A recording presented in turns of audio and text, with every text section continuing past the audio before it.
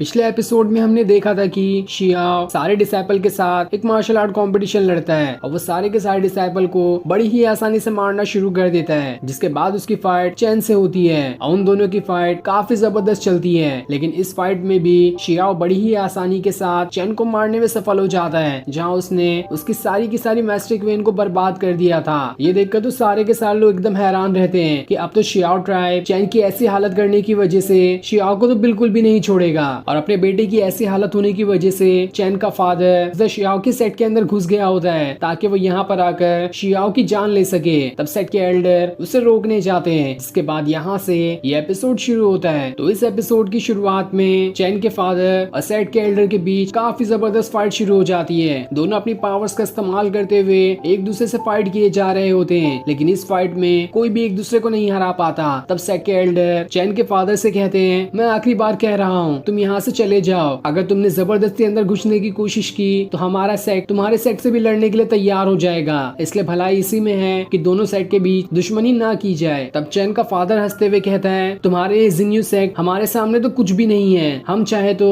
1 minute के अंदर तुम्हारे पूरे के पूरे सेट को बर्बाद कर सकते हैं, और ऐसी छोटी सी आर्मी लेकर तुम इतना ज्यादा घमंड करते हो। तुम जानते भी नहीं कि मेरा बेटा चैन मेरे सेट के ग्रैंड एल्डर का दामाद बनने वाला था, और तुमने उसकी ऐसी हालत कर दी तो मेरे सेट के ग्रैंड एल्डर तो तुम लोगों को बिल्कुल भी नहीं छोड़ेंगे। इसलिए भलाई इसी में होगी कि शियाओ को हमारे हवाले कर दो। मैं ये चीज आखिरी बार तुमसे कह रहा हूँ, और उसके बाद अगर जो भी अंजाम हुआ तुम्हारे सेट का तो इसके जिम्मेदार तुम खुद ही होगे। अगर तुम तुम्हारी और इस पूरे सेट में जितने भी लोग हैं उनकी भलाई चाहते हो तो सीधे सीधे शियाओ को हमारे हवाले कर दो। तब एल्डर उससे कहता है, अगर ऐसी बात है तो मुझे माफ कर देना। मैं नहीं जानता था कि चैन को ग्रैंड एल्डर ने अपना दामाद बनाने के लिए चुना है, इसलिए मैं 10 दिन के अंदर शियाओ को यहाँ से बाहर निकालने की कोशिश करूंगा। अगर वो यहाँ से बाहर निकल गया तो ठीक है, और अगर वो यहाँ से बाहर नहीं निकला तो उसके बाद मजबूरन मुझे उसके लिए तुमसे फाइट करनी होगी। ये सुनकर चैन का फादर कहता है, तो ठीक है, मैं तुम्हें 10 दिन का टाइम देता हूँ। इन 10 दिन के अंदर शियाओ को मेरे दरवाजे पे लाकर छोड़ देना। अगर ऐसा नहीं हुआ तो तुम अपने सेट की क्या हालत होने वाली है इसके बारे में तुम सोच ही सकते हो। और इतना कहने के बाद वो अपने साथियों के साथ वहाँ से चला जाता है। दूसरी तरफ शियाओ एक पिल रिफाइन कर रहा होता है, जिसे रिफाइन करते हुए उसे एक बहुत अच्छा आइडिया आता है ताकि वो चैन के फादर से कैसे बच सकता है। इसलिए वो वहाँ से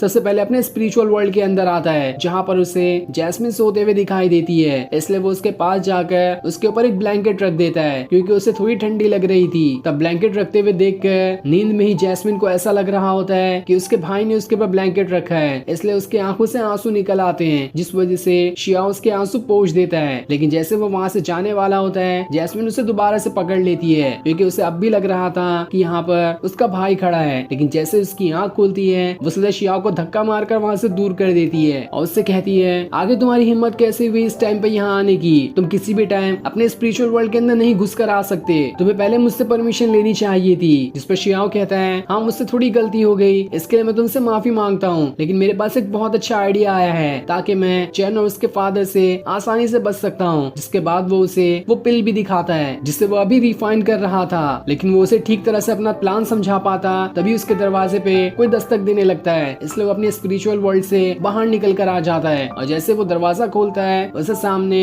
लान दिखाई देती है, जिसे देखकर वो काफी ज्यादा खुश हो जाता है। तब लान शियाओ को सारी बात बताती है कि अभी यहाँ पर चैन का फादर आया था जो एल्डर से फाइट करना चाह रहा था, इसलिए एल्डर ने ये शर्त रखी है कि तुम्हें 10 दिन के अंदर अगर तुम मानते हो तो तुम्हें वहाँ पर छोड़ दिया जाएगा, और अगर तुम नहीं मानोगे तो 10 दिन बाद हमारे एल्डर खुद ही चैन के फादर से फाइट करने के लिए चले जाएंगे। वो तुम्हें बचाने के लिए कुछ भी करने को तैयार हैं, लेकिन मुझे नहीं लगता कि शियाओ ट्राइब के सामने हमारे ऐसे टिक पाएगा, इसलिए मेरे पास एक अच्छा आइडिया है। लेकिन शियाओ से कहता है, तुम टेंशन क्यों ले रही हो बिना मतलब के? चैन और उसका फादर मेरा कुछ भी नहीं बिगाड़ पाएगा, वो मेरा क्या इस पूरे सेट का कुछ नहीं बिगाड़ पाएगा, क्योंकि मैं उसे ऐसा कुछ करने ही नहीं दूंगा। लेकिन लान कहती है, तुम्हें थोड़ा सा सीरियस हो जाना चाहिए, क्योंकि तुम नहीं जानते कि शियाओ ट्राइब आखिर कितना ज्यादा पावरफुल है। तो अब मेरा प्लान सुनो कि मैं तुम्हें कैसे बचाना चाहती हूँ, क्योंकि 10 दिनों के अंदर ही मेरी फैमिली आ रही है यहाँ पर, ताकि वो मुझे चैन फैंग इंपीरियल सिटी में ले जा सके। इसलिए मैं चाहती हूँ कि तुम भी मेरे साथ चलो। हम दोनों सबसे पावरफुल मैस्टिक बीस्ट के ऊपर सवारी करते हुए चैन फैंग सिटी के अंदर जाएंगे, और वहाँ अगर तुम एक बार पहुँच गए तो ये शियाओ ट्राइब तुम्हें बिल्कुल भी नहीं ढूंढ पाएगा, और इस तरह से तुम आसानी से बच जाओगे। ये सुनकर तो शियाओ भी एकदम हैरान था। वो उससे कहता है, ये तो बहुत अच्छा आइडिया है, लेकिन मुझे समझ नहीं आ रहा कि हम तो बस 2 ही ही दिन से मिल रहे हैं और इतने ही दिन के अंदर तुमने मेरे लिए इतना बड़ा काम कर दिया और अपनी जान खतरे में डाल रही हो, इसका तो मैं अंदाजा भी नहीं लगा सकता कि मैं तुम्हारा कितना बड़ा आभारी हूँ। आखिर तुम ये सब मेरे लिए कर क्यों रही हो? जिस पर लान कहती है मैं तुम्हारी सीनियर हूँ और एक सीनियर जूनियर के लिए इतनी चीजें तो कर ही सकता है, इसलिए हमारे इस प्लान के बारे में किसी को मत बताना। जिस पर शियाओ कहता है जैसा आप कहोगी मैं वही करने के लिए तैयार हूँ और आप जो मेरे लिए कर रही हो इसका एहसान मैं कभी नहीं भूलूंगा। मैं चाहे 7 जन्म भी क्यों ना लूं, हर जन्म में मैं आपको ही हमेशा याद करूंगा। ये सुनकर लान भी काफी ज्यादा खुश हो जाती है और वो शर्माते हुए वहाँ से चली जाती है। तभी वहाँ पे जैस्मिन आकर कहती है बहुत अच्छी अच्छी बातें हो रही थी तुम दोनों के बीच में, आखिर चल क्या रहा है? जिस पे शियाओ कहता है अरे तुम गलत समझ रही हो उसे, ऐसा कुछ नहीं है, वो तो बस मेरी मदद करने के लिए यहाँ पर आई थी। तब जैस्मिन उससे कहती है आखिर तुम्हारे जैसे इंसान की कोई मदद ही क्यों करना चाहेगा, तुम तो किसी काम के हो ही नहीं। जिस पर शियाओ कहता है तुम्हें मैं कोई काम का नहीं दिखाई देता, लेकिन असल में तो मैं इतना ज्यादा हैंडसम हूँ कि कोई भी मेरी खूबसूरती का ही दीवाना हो जाता है और मेरी मदद करने के लिए तैयार हो जाता है। ऐसा ही लान के साथ भी हुआ होगा। अब शियाओ अपने प्लान के हिसाब से दोबारा से खुद को एल्डर वाले रूप में ढाल लेता है और फिर वो उसी दुकान पर जाता है जहाँ से उसने जैस्मिन के लिए कपड़ा लिया था। वहाँ पर वो उस दुकान वाले को एक पिल देते हुए कुछ चीज की डिमांड करता है, इसलिए वो दुकान वाला उससे वो चीज देने के लिए तैयार हो जाता है। अब शियाओ एक बैनर लिए बाजार में घूमना शुरू कर देता है और उसके अंदर ये लिखा हुआ था कि मैं तो दुनिया का सबसे ज्यादा पावरफुल और सबसे ज्यादा स्किल वाला डॉक्टर हूँ, अगर मेरी मेडिसिन से किसी का भी इलाज नहीं हुआ तो मैं खुद का जेंडर ही बदल लूंगा। और ये बैनर लिए वो पूरे बाजार में घूमना शुरू कर देता है। ये देखकर तो सारे बाजार वाले हैरान थे कि अजीब पागल डॉक्टर कहाँ से आ गया। तब शियाओ पर शियाओ ट्राइब के 2 लोगों की नजर पड़ जाती है जिन लोगों को चैन के फादर ने पूरे सिटी से सबसे बेस्ट डॉक्टर को ढूंढने के लिए कहा था और उनकी नजर में शियाओ ही पहला इंसान दिखाई देता है जो कि डॉक्टर था, इसलिए वो उसे ही पकड़कर अपने साथ ले जाने लगते हैं ताकि वो उसे अपने शियाओ ट्राइब में ले जा सके। और शियाओ भी तो असल में यही चाहता था, इसलिए वो आसानी के साथ उनके साथ शियाओ ट्राइब के अंदर जाना शुरू कर देता है। और थोड़ी देर सफर करने के बाद वो दोनों चैन के घर पर भी आ जाते हैं जहाँ चैन वहाँ पर मौजूद जितने भी आए हुए डॉक्टर रहते हैं उन्हें उठा उठा कर फेंक रहा होता है कि तुम लोग तो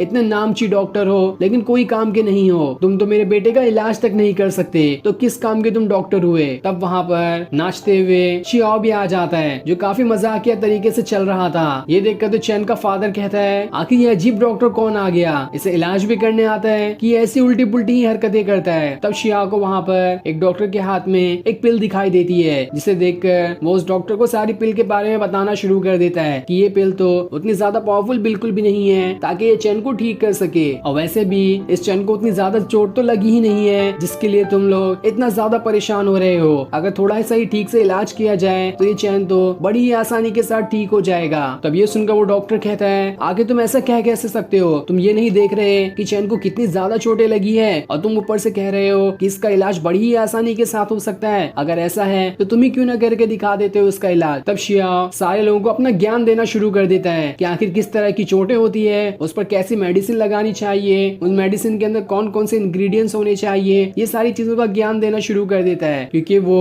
पहले से काफी महान डॉक्टर हुआ करता था जो सारी की सारी पावर्स उसे यूनची की वजह से ही मिली है जिसका ही वो रीइंकार्नेटेड वर्जन है। साथ ही वो शियाओ के बारे में भी सभी को बताना शुरू कर देता है कि कुछ देर पहले ही कोमा में गया था और 3 घंटों बाद ये कोमा से बाहर आया है लेकिन अब भी ये बेहोश है। ये सारी बातें सुनकर तो वहाँ मौजूद सारे लोग हैरान रहते हैं कि इसने तो चैन को अभी तक हाथ तक नहीं लगाया और इसकी सारी हालत कैसे बता पा रहा है, ये जरूर ये कोई महान डॉक्टर होगा। तब शियाओ उस डॉक्टर से कहता है तुम्हें तो कुछ दिन पहले ही चोट लगी थी और एक सांप ने तुम्हें काट लिया था, तुम्हें लग रहा था कि वो सांप उतना जहरीला नहीं होगा लेकिन उसके बाद भी वो सांप बहुत ज्यादा जहरीला निकला। तुमने कितनी कोशिश की ताकि उसका इलाज करा सको और काफी देर बाद तुमने अपना इलाज भी कराया लेकिन अभी तक तुम पूरी तरह से ठीक नहीं हुए हो। ये सुनकर तो उस डॉक्टर की आंखें खुली की खुली रह जाती है कि आखिर इस शियाओ को सारी चीजें कैसे मालूम है, मैंने तो इसे कुछ बताया भी नहीं लेकिन तब भी ये सारी कुछ मेरे को देख कर ही मुझे बता पा रहा है कि आखिर मेरी बॉडी के अंदर हुआ क्या है। इसलिए वो डॉक्टर शियाओ के सामने झुक कर कहता है मैं तो मान गया आपको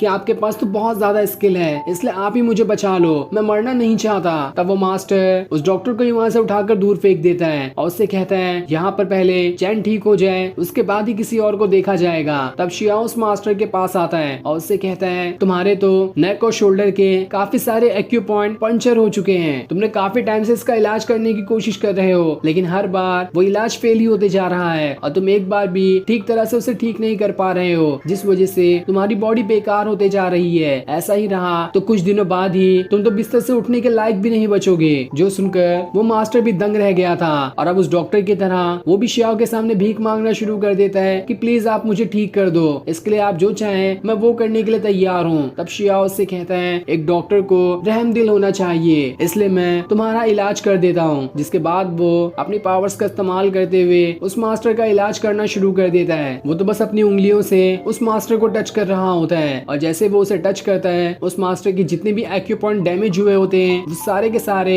ठीक हो जाते हैं और वो जल्द से जल्द अपनी सारी की सारी पावर्स को रिकवर कर लेता है। ये देखकर तो वो मास्टर हैरान रह गया था कि आखिर ऐसा कैसे पॉसिबल है। तब वहाँ पर एक एल्डर आकर शियाओ के सामने ही ग्रीट करना शुरू कर देते हैं और उससे कहते हैं मैंने नहीं सोचा था कि आपके पास इतनी ज्यादा स्किल होगी, आपने तो लेजेंडरी मैस्टिक ब्रेक थ्रू बस एक उंगली के अंदर ही कर दिया, ये तो कमाल हो गया। तब चैन का फादर उस एल्डर से पूछता है आखिर ये लेजेंडरी मैस्टिक ब्रेक थ्रू होता क्या है। तो वो एल्डर चैन के फादर को बताता है काफी टाइम पहले चैन फेंग एम्पायर में एक बहुत ही ज्यादा पावरफुल डॉक्टर हुआ करता था, उसने अपनी पूरी जिंदगी लगा दी ताकि वो भी एक उंगली से लेजेंडरी मैस्टिक ब्रेक थ्रू कर सके, लेकिन हजारों साल के कल्टीवेशन के बाद भी वो इस चीज को नहीं कर पाया। लेकिन देखो शियाओ ने तो काफी आसानी के साथ इस चीज को कर दिखाया है। मैं दावे से कह सकता हूँ कि इसके जितना पावरफुल डॉक्टर तो इस पूरी दुनिया में कोई भी नहीं होगा, ये तो बिल्कुल जीता जागता एक इमॉर्टल है। जिसके बाद वो लोग शियाओ से उसका नाम भी पूछते हैं। तब शियाओ से कहता है तुम लोग जैसा सोच रहे हो कि मैं चांग फेंग एम्पायर से आया हूँ तो ये बात बिल्कुल सही है और मैं वहाँ से आने के बाद मेरा नाम हुआन फू है। ये सुनकर एल्डर चैन के फादर के सामने ग्रीट करते हुए कहता है अगर हुआन फू ने आपके बेटे का इलाज किया तो मैं दावे से कह सकता हूँ कि वो जल्द से जल्द ठीक हो जाएगा,